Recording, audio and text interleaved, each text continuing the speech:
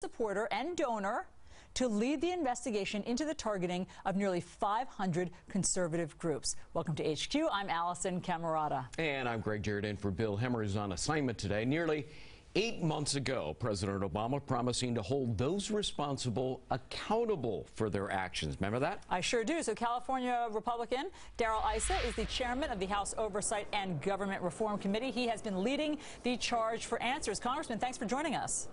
Well, thank you, Allison, and thanks for having me on this important issue. Okay, so tell us your reaction when you found out that this woman, a trial attorney at the Department of Justice named Barbara K. Bosserman, was going to be leading the IRS probe. Well, it's how we found out that's so interesting. We asked the administration to tell us the org chart, who was leading this investigation, how they were getting to the truth, and they refused to answer. So as we were interviewing IRS officials, we asked them, who's working with you from Justice?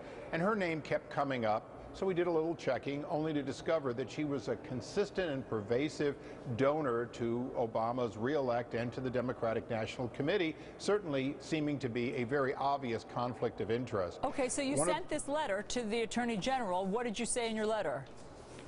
What we said is we believe that she should be removed from it because of the appearance of a conflict of interest. You know, this is not she gave once, but she gave again and again. This is somebody who believes very strongly, and since the investigation is into basically the IRS targeting adversaries or enemies, if you wish, of the president, it's pretty clear that somebody that is that partisan to give to both the president in his election and re-election and to the Democratic National Committee on a regular basis is not what you would call somebody that should be leading this investigation. I read some of your comments this week, and you called it things like unbelievable, unreal. It sounds like you're having a hard time even believing that the Justice Department would have placed her in this position.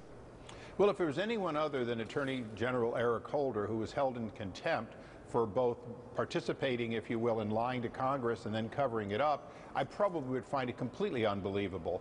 But in this case, we still were astonished that they would be so tone deaf as to have a major figure in this investigation being somebody who is so obviously close to the president politically.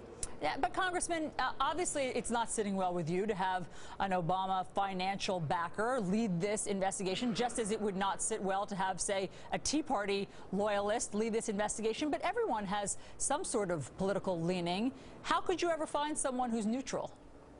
Well, actually, if we had the entire org chart, we might find some level of balance in the process. We're perfectly willing to have people middle, left, right be involved, but we have to know, the American people have to know, that there's a degree of oversight that would lead to the truth coming out wherever it leads. In this case, this administration has taken a lot of time, sent false statements repeatedly through intermediaries that somehow there was targeting beyond conservatives, when in fact the facts keep coming back that this was a one-sided attempt to stop the people on the opposite side of Obama's reelect. And Congressman, this targeting was revealed in May. What is taking so long for this investigation to bear some fruit and some people to be held responsible?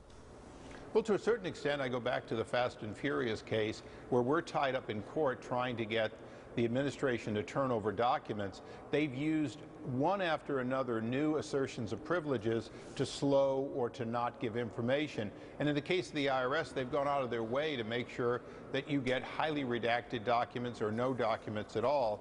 It's been frustrating. We've often interviewed individuals only to later get documents that have caused us to know that we're going to need them back again. But that's been a technique of this administration. It's gotten worse in the second term.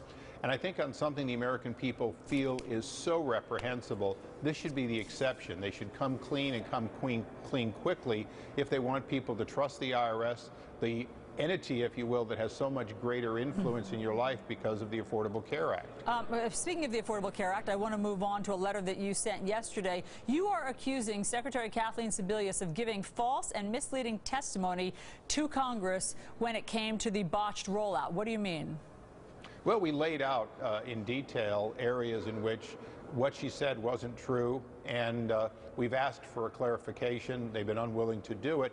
You know, one of the problems is that Secretary Sebelius likes the I don't know, I don't recall, particularly I don't know, but more and more what we're seeing is at briefings, high-level briefings, either she or key people are in the room, when they're being told in candidly, the last days before the rollout, that this is not going to work, that there were both security and speed problems, and yet she would have us believe that somehow she was surprised.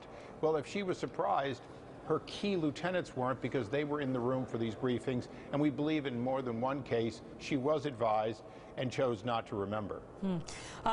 Congressman Darrell Issa, thanks so much for updating us on all of these investigations. We appreciate it. And a live look now at NASA's Wallops Flight Facility in Virginia. No